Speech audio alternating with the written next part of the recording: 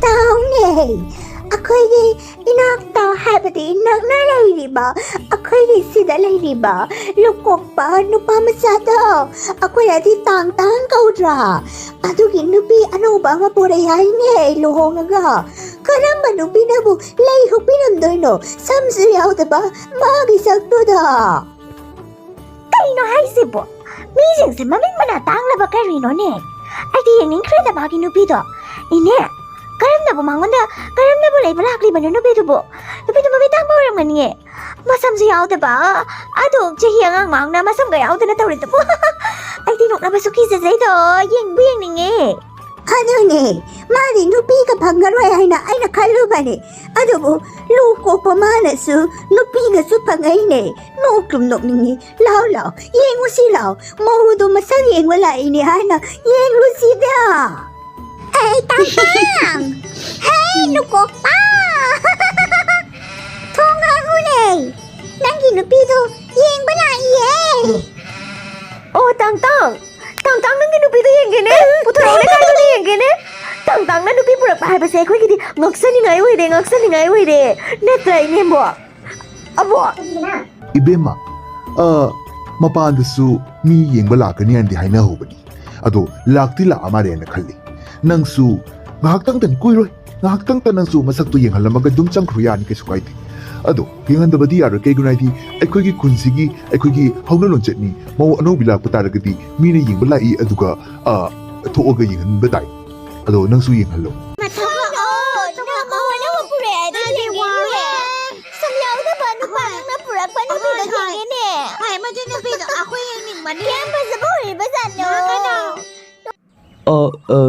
Imabok amadi ibem tumbi anina yengba laklabanina hojik makti ikai je ne di hai adu oiraga su ikai jaba ka do ikai ki ka da thadu oga putorak patare dana maramdi nakoi di klaikai gi miwa ngang bi amadi yamna hainu taring sabi ngak na makoi do udraga di noi chatlo yana noina ningjaba amadi wasak jaba ama leibanina thangchi wasak labanina aina putoklage thige da phajage da noknabadi yaroi ai dum yengalage adu ka thuna yana sakina bato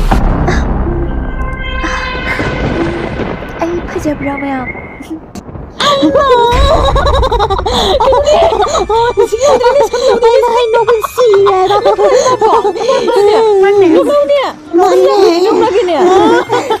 Noina maujingani na jengthok raga hojik mause uraga noina pangnok ta no iduna ma kari respect to ba khutau no ha respect haba sitabu respectable oiba miyoi da ekatona bane adabu nangi no pidi samsu ama hade yawde lawai seda ama ba opakta ba seda karam na ko respect go haba no aduga ibunga wama hai tauge samse english da respect ko nangi no pidi respect yawge trabi no pini ai tage na tarak paning jinge na yang paning no sumaina ai nupi ngarang to nupi sida no sumaina jasmineutta boy tarak di chalo ay samjaudre ay nupi se samjaudre kai toroke samjaudre hingba ya toro toro Lukok tang bagi nupi bu lukok tang bi pangdadi kari pangduri ge mane tali kapok pele kapok samyaru da bagi iraru sibo yum de subok lek padagi samse lukok toklu badagi chura koron toru badagi samhaurak drai nei mai pa dai bu tantok pirakle samyaw de manu pa badai bu lohong pirakle aigi nupado samyawramnadi aibu magna samyawbagi nungaiba ama khangduna aibu samyawraga masak phajani khangduna aibu samthabigadabani adubu magsu samyawdabani na kai suna chungdadana samyawdaba bu karino daily life ki daily basis le na dum leiba aduna aigi samthabagi wakhalon aigi dream umna ba kai ba tare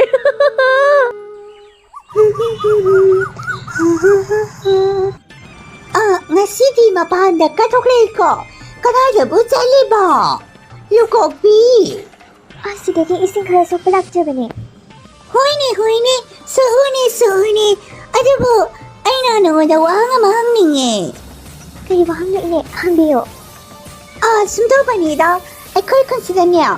Tanabi amalaya ba ko? Tanabi na kayo nuhara ba daw? Ako'y consider, mawano biyo na hero, panumit mangani na traga tama supasa. Lay na tumsiya. Ko, samsireisya. Samda tekniye. Adabu, ibe man na su tipadi kamdawgi habadi tipaya ba haiba. Oh, kawini. Nangidi, samsi yaude, samsi re karam na tek kani. Ine, nok na bagi limit khara dile bane ko. Ine na namit na uri bane. Ai samjaude haina. Adu mata dasu. Kari kino ine na hanjana janna. Samsi re thetraba, adu thetraba haina. Ai ba hanjana janna nok na dibate. Samjaude basibu ai hira lo ine. Hayo, ai hira ro. Ai ma, inong na ngai kon sida la aga ai ga sitinda potana na khanagi kasu. Kon da se kan na kangangi ga. Ibe ma, ai wa ma hai bige ga. Ha, nang ne. Masam da sami rapro.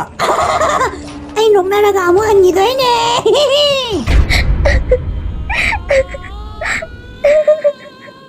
Kari taurage nang amu sida kaptana leiramisina ha kana na amu kari hairage ni he Ai na ngayak mamang ising so kaya na chalubado. Ay kaya ini ito na. Ay bo, nang din nasam na karam na samsiray titpige. Nasam yaw da bani na, tala maroy na yan. Nung nari. Ay sam yaw da yan. Amoy na hansin na dala nung nari sibo. Ay kangbo mga matrahan ba. Ay siningi. kari adum na mana adumai nok rakpa ngai ko ai wafang na ruge ba kari gino moina samda su gyam na moina nok na riba ai ngon su lady hana kano nupi thi ba bangaro adu to ba bangaro na hoji nupi thire hoji so sati pidre mama su sati pidre hoji nupi thira ga nupi da mu sati pidre kari no moina to bisau ai wafang na ruge Sila kita mo. Wafang na rin no. Abo, tamo. Nung nabirak na ni. Ay tanda na. Tamo su, ikabi nang nani tamo. Jatpiki no. No matam le ngi da mo gi mati phojal udra badi mo ko yam ni jala ga dawri akoi ne hingma yam wa ga dawri hoji ai na ga dawe ngo ai chale ai ni kala mai lu pe phanga dra ga Maru kai go isi so penen to le mama du bukari na thunda bal na kai toro mese ai gyan ta dre noina asu gyam na ai te na usi je mo ngam dis kari kino noi wari te sanani ngai le trabo ha wari te sanani ngai le trabo ibani se tingok tu no wari sanani sibu kari no hingal le ge ro matung manau ne noina adwai ngang ba ta ga de ai phatta mi le ja bi no khang ga ni ko Bo, nanti jadi sama pun sih ni, nanti wari aku ni sana mi ba. Hai bagi kunci dah asum betul tu, amok pau tok ni hai ba. Lukokpa ga, Matei-Manao hai masih ni. Apa ni? Kemana pun yang nak tidur no, kalau ada salah kakak ku ya dah.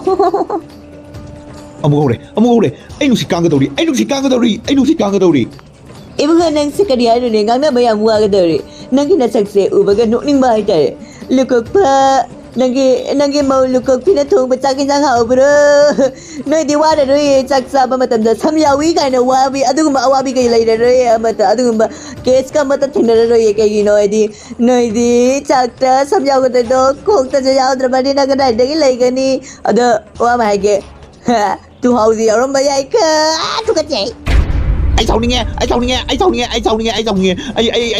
khang ma mak tre ai ginu pi ga ai ga poyom yom ga ai chale ni khunji na dok tara ai le roi sia bi ma lo salo akhoi chat pata ni hoji chat pata ni lo salo poyom jo mo Kino ay sibo tamo. Ay ko talaga kaday doon ulit doon si. Siga jum. Ay ko gilam. Hado ka kaday sa tiyan tamo. Silo tamo. Ngos na gano. ai santi pami bom si ga mi ku am do bole ba pam dre kha ba na karam na le ga ha bro mapan thu i ma na nok na gisina ai ngon de hi doktor na ngon de nok na ba gale asidi ya na nuai ta ba lam ma oi re aduna atoba lam ma ta chalaga akoi nuai na ya santi da nuai na chadru hingna ba pa be ma thiraga fajana le be yai lau chal sei Ay tamo. Ay di mapuroy ba na hay ba in the pinig. Mapuroy ba gi. Yawa ya thangbo. Ay ki kok thakta. Thamlaga chat asi tamo. जैसे काय दिनों में जैसे भूत राजा आई दी भूत की राजा नी भूत की राजा नी आई निबियो आई उन दे बोरा नी ओम नियो अनि ओम दे दी में रो या ओम दो नियो गरी बा में आयो कहीं से वो भूत नहीं है वो Ay ba, wani sini. Ay ba, kayo ni. Kigano ai nan noi kita magtang mating pangen to pani nang na ai khoi ji lam sila la bani na ahan po ai na noi da ai na offer pi ba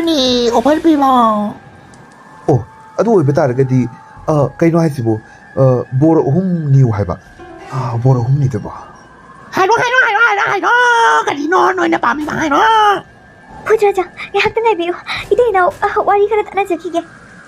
Purse ahong harapani na tamo ahanbada ay kuy samsa hana sangalase samsini khwaidagi marudi samsigi damakta ni mapum na magna khoi bunok na riba फरे अदुदी सम्मान सांगलानी अदुगी मतुंदा ꯑꯩꯈꯣꯏꯅ ꯌꯥꯝꯅ ꯃꯤꯅ ꯀꯔꯤ ꯍꯥꯏꯅꯤ respect ꯎꯠꯇ꯭ꯔꯤꯕꯁꯦ ꯑꯩꯈꯣꯏꯒꯤ ꯄꯩꯁꯥ ꯄꯥꯏꯗꯕ ꯂꯥꯏꯔꯕ ꯏꯃꯨꯡ ꯑꯣꯏꯕꯅꯅꯤ ꯑꯗꯨꯅ ꯑꯩꯈꯣꯏ ꯑꯍꯥꯟꯕ ꯁꯝ ꯍꯥꯏꯔꯅꯤ ꯑꯗꯨ ꯃꯇꯨꯡꯗ ꯑꯩꯈꯣꯏꯁꯦ ꯏꯅꯥꯛ ꯀꯩꯔꯥꯛ ꯈꯨꯟꯕ ꯍꯥꯏꯕꯗꯤ ꯌꯥꯝꯅ ꯄꯩꯁꯥ ꯄꯥꯏꯕ ꯏꯃꯨꯡ ꯑꯃ ꯑꯣꯏꯍꯟꯕꯤꯕ ꯍꯥꯏꯕꯁꯦ ꯅꯤꯖꯔꯅꯤ ꯑꯗꯨꯒ ꯑꯍꯨꯝꯁꯨꯕꯁꯤ ꯀꯔꯤ ꯍꯥꯏꯅꯤ ꯑꯍꯨꯝꯁꯨꯕꯁꯤꯗꯤ ꯇꯥꯃꯣ ꯑꯩꯗꯤ ꯆꯨꯝꯅꯗꯤ ꯊꯥꯗꯣꯛꯅꯤꯡꯗꯦ ꯇꯥꯃꯣ ꯑꯩꯗꯤ ꯔꯤꯚꯦꯟꯖ ꯄꯥꯝꯃꯤ ꯇꯥꯃꯣ ꯔꯤꯚꯦꯟꯖ ꯃꯣꯏꯅ ꯑꯩꯈꯣꯏꯗ ꯅꯣꯛꯅꯔꯛꯂꯤꯕꯗꯣ ꯑꯗꯨꯃꯥꯏꯅ ꯑꯩꯁꯨ ꯃꯣꯏꯗ ꯅꯣꯛꯅꯤꯡꯕ ꯄꯥꯝꯃꯤ ꯑꯗꯨꯅ ꯇꯥꯃꯣ ꯃꯣꯏ ꯑꯩꯈꯣꯏꯗ ꯅꯣꯛꯅꯔꯤꯕ ꯃꯤꯁꯤꯡꯗꯣ ꯑꯗꯨꯒꯤ ꯃꯁꯝ ꯄꯨꯝꯅꯃꯛ ꯇꯥꯡꯈ꯭ꯔꯣ ꯃꯔꯨ ꯀꯣꯛ ꯇꯥꯡꯈ꯭ꯔꯣ ꯍꯥꯏꯅ ꯑꯩꯈꯣꯏ ꯕꯣꯔꯅꯤꯁꯤ ꯇꯥꯃꯣ ꯌꯥꯝ ꯐꯖꯕ ꯑꯥꯏꯗꯤꯌꯥꯅꯤ ꯅꯪꯒꯤꯗꯣ ꯐꯔꯦ ꯅꯤꯔꯁꯦ ꯄꯨꯇ꯭ꯔꯥꯖꯥ ꯑꯩꯈꯣꯏꯒꯤ ꯀꯣꯛꯁꯇ ꯁꯝ ꯑꯝꯇ ꯍꯧꯗ꯭ꯔꯤꯕꯁꯦ ꯂꯨꯀꯣꯛ ꯇꯥꯡꯗ꯭ꯔꯤꯕꯁꯦ ꯑꯁꯤ ꯁꯝꯅ ꯖꯝ ꯂꯥꯎꯅ ꯑꯝꯇ ꯊꯨꯟꯕꯧ ꯅꯐꯩꯕꯥꯛꯄꯨ ꯑꯝꯇ ꯁꯥꯡꯍꯟꯕꯤꯔꯣ ꯑꯩꯒꯤ ꯇꯥꯃꯣꯒꯤꯗꯤ ꯈꯤꯇꯪ ꯇꯦꯟꯅ ꯑꯗꯨꯝ ꯌꯥꯕꯤꯅꯤ ꯅꯨꯄꯥꯅꯤꯗꯅ ꯐꯖꯔꯣꯏ